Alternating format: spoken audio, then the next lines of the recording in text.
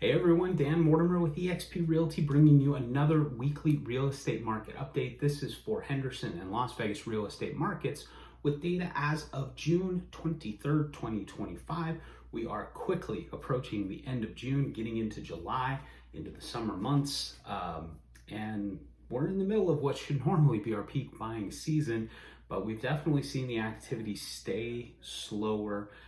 These numbers will reflect that a little bit, but let's go ahead and dive into the data and I'll give you some of my thoughts and some perspective as well. So in the last 7 days, we had 1,019 new listings that hit the market. Pretty consistent number. We've been pretty well over 1,000 pretty much every week for the last, 5-6 weeks at least.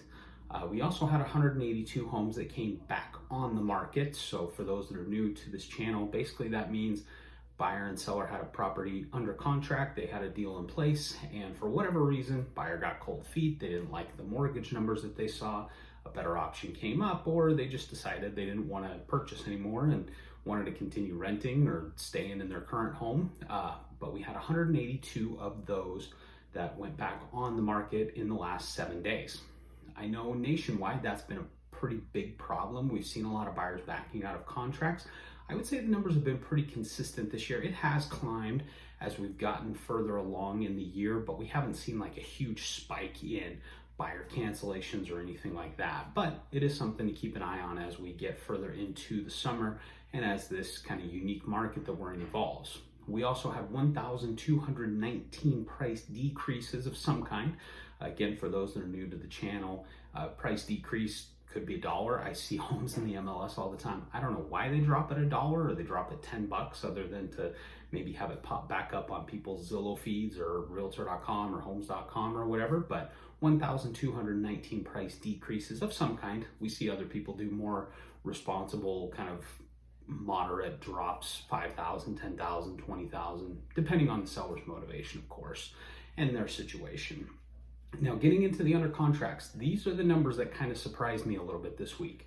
We had 284 homes go into under contract show status and another 394 that went into under contract no show status. So in total, we have 678 going under contract versus 1,019 new listings, plus another 182 that came back on the market. So we've had a bit of a gap there for a while, but the number of properties going under contract on a weekly basis has been pretty consistently well over 700.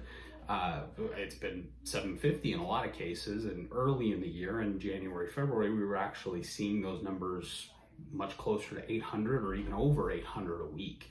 So this is a bit of a drop off, and I'm curious to see how much, I'm curious to see if that's a trend or if that's just a blip on the radar in just 1 week where the numbers were a little bit lower than expected. We had 517 homes that went into sold status. Buyer and seller had a deal together, deal closed, keys were exchanged, money was exchanged, buyers in their new home. 517 solds in the last week, which is pretty consistent, a little bit lower than some of the numbers that we've seen in the past, but still somewhat in line, just a small drop off. And then we have another 69 homes that were put into coming soon status, basically meaning that they will be active on the MLS in the next 1 to 30 days, usually quite a bit less than 30 days. Usually it's like 5 to 7 days while they get photos and marketing and everything else put together ahead of the listing going fully active on the MLS. Now, getting into the active listing numbers, we have 7,447 active single-family homes, 1,579 condos, and another 1,173 townhouses. So it's very interesting to see our inventory continues to climb. I'm very curious to see what the numbers look like in a couple of weeks when we get the June month numbers. In May, we saw a little bit of a drop off in the median home sale price, but it came down $5,000 from an all-time high. So will that number continue to drop? Will it stay flat? Remains to be seen. But the data is definitely still trending in that direction to where we are in more of a buyer's market. I've mentioned it before, but our inventory compared to historic numbers is actually kind of in line with what we had prior to COVID, 2018, 2019 numbers. The difference is we had a little bit more buyer activity then as well. So the market was more balanced and there was more consistent demand for homes under, let's just say, $600,000. There was always pretty consistent demand for those homes, whereas now it's still happening, it's just a lot more spotty. We're not seeing as much demand under 500,000 as we used to, as buyers are choosing to be a little bit more cautious. They're balancing out paying all-time high prices plus higher mortgages than they're used to. I know there's a lot of real estate professionals, unfortunately, that say, oh, well, you know, in the 80s, the rates were 15, 16%. Yeah, that's kind of a flawed argument because the home prices were maybe a third of what they are now. So it's tough for buyers to wrap their heads around it when they were 2, 3, 4% just a few years ago. So a lot of buyers are having to choose between sticking it out renting, waiting for rates to drop and prices hopefully to drop, or biting the bullet now, getting into something and then maybe refinancing later. As a real estate professional, it's not my decision or it's not for me to determine whether or not that makes sense for you. I've mentioned this before. You'll hear a lot of people that try to push you to buy a home, buy a home, buy a home. I would love for you to get into a home, but that doesn't necessarily mean that it's right for your situation. It doesn't make sense to get into a home if you can't afford the payments. It doesn't make sense to get into a home if you're going to be house poor and struggling financially just to get into a home. It also doesn't make sense to get into a home if you're not going to be sticking around for at least a few years. That gives you time to build up equity. We know that home prices over time continue to grow. Yeah, they have ebbs and flows and ups and downs, but they're usually very small, just like the gains are typically very small as well. It's really only in the last couple of years when interest rates were really, really low that we saw a big spike in home prices, but usually they grow pretty steadily, and if they have a drop off, it's very small and it doesn't last very long. Now, the exception of that is 2008, when we had a big drop off in home prices, and a lot of that was due to bad mortgage loans, not verified people not verifying income, verifying jobs, and getting approved for loans with these adjustable rates that were just a complete disaster.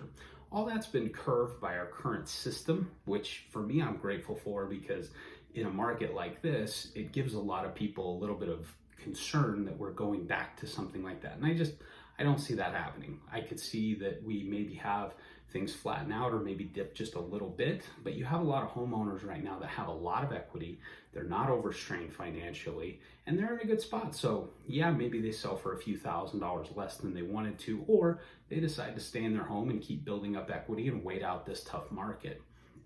But the thought that I wanted to kind of convey, especially for property owners right now, is you need to, when you're pricing your home, when you're talking to a real estate professional, you're going to see a lot of people talk about, well, this home 6 months ago sold for this, so I think we should sell your home for this. And a lot of sellers are still kind of stuck in that seller's market mode where they think they're going to get a ton of activity, they're going to get a ton of offers, and their home's just going to fly off the shelf like that. That is pricing for the market that you want to have, not for the realistic market that we're in now. So it's important when you're coming up with a strategy, when you're choosing a real estate professional, you need to work with someone who is going to help you price your home for the market that we're in now, and not just give you lip service and hearsay and tell you what you want to hear to get a contract signed with that agent. You need someone who understands the complexities, not only of the market as a whole, but what's going on specifically around you, so that they can put you in the best possible position to succeed.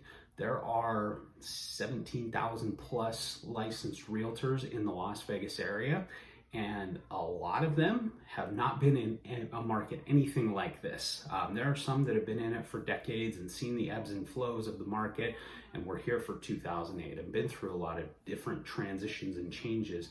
But frankly, a lot of real estate professionals that I interact with have been licensed since 2020 or 2021, and all they've seen is upward trends. So pricing and strategy for a struggling market or a flat market or even a declining market is something that most agents don't have that experience in. So I would encourage you, if you are putting your home on the market, remember that price your home and strategize for the market as it is now in transition, rather than what you want it to be in a seller's market, overpricing it, and kind of just working with someone who thinks they can get you the highest number. Because truthfully, overpricing your home actually costs you a lot more money in the long run than pricing it where it needs to be and setting your home up for success. So I hope you guys got some value from this video. We'll get into the numbers again next week. If you want to support this channel, there's 2 ways that you can do it. The first is the easiest. Just hit that subscribe button. You get notifications anytime I post new videos. Try to post at least 1 to 2 new videos a week. Just kind of depends on what properties I can get into and what's going on in the market. But I always post these weekly market updates and try to do some property walkthroughs, news videos, stuff like that to keep you informed about what's going on in Las Vegas. The second way that you can support this channel is if you are thinking about buying or selling a home, whether it's 9 days from now or 90 days from now, anywhere in between and beyond, I'll put a link in the description of this video so you can set up a time to meet with me. We can do it in person, we can do it over the phone, we can do it over a web call, whatever works for you. Just gives me a chance to get to know you better, learn about your situation, and see what I can do to help with your real estate goals. So I hope you guys enjoyed this video. I will see you at the next one.